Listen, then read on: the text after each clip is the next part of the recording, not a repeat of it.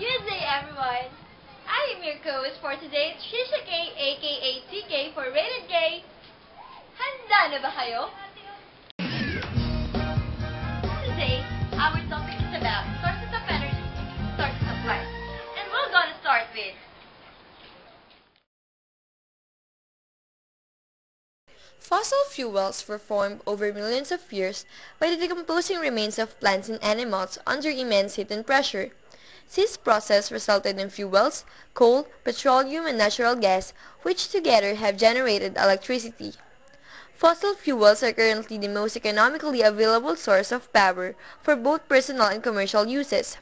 Petroleum fuels are cars and tires for plastics, while natural gas and coal heat and electrify our homes. Geothermal energy is the heat from the earth. It's clean and sustainable. Resources of geothermal energy range from the shallow ground to hot water and hot rock.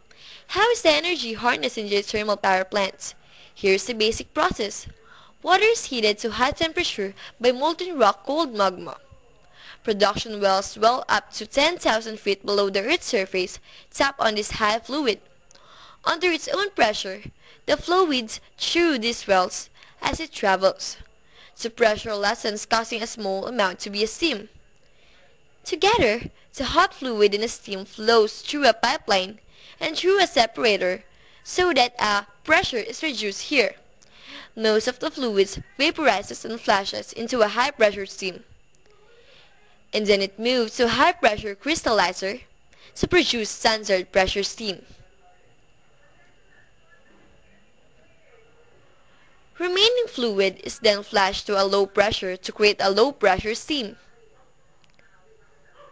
Then, all steam created was then sent into a turbine.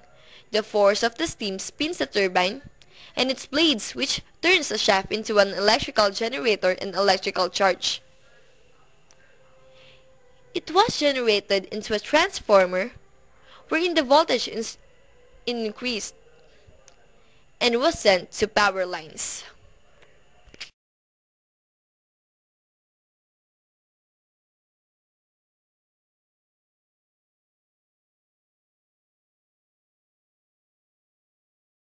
Solar energy, radiant light and heat from the sun, has been harnessed by humans since ancient time using a range of ever-evolving technologies. It is commonly used in calculators, in ships, in houses, and even in cars. But how is the energy gathered in solar panels? As the photons from the sun rays hit the solar cells on the photovoltaic panel, the energy is transferred to a silicon semiconductor. The photon is then transformed into electricity and then passed through connecting wires to finally enter a power generation facility or battery.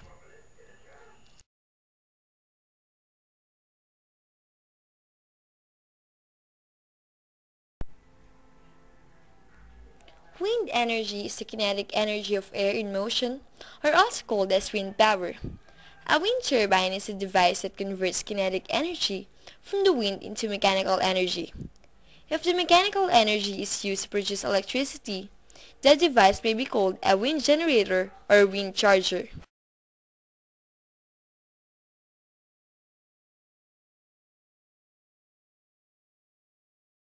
Next, hydroelectric energy. Hoover Dam, Niagara Falls, Grand Coulee, and Magat Hydroelectric Power Plant in the Philippines. It uses the force of the water to enable the conversion of it into a flow of electrons, commonly called as electricity.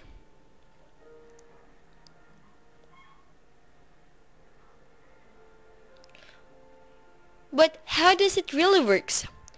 First, the water is collected into the forebay. It flows through the plant intake, which flows down into a power wheel or turbine. And at the lower water level, the water pressure increases as it flows down. Then the turbine powers up the generator connected into it. This produces electricity, which can be induced in increased voltage by the use of transformers and sent into transmission line. The excess water was again sent back into the reservoir to continue the cycle of harnessing hydroelectric energy. Nuclear energy usually means the part of the energy of an atomic nucleus which can be released by fusion or fission or radioactive decay. It originates from the splitting of uranium atoms in a process called fission.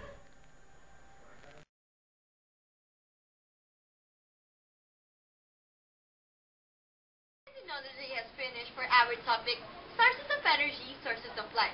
Hope you learned something. Thanks for watching.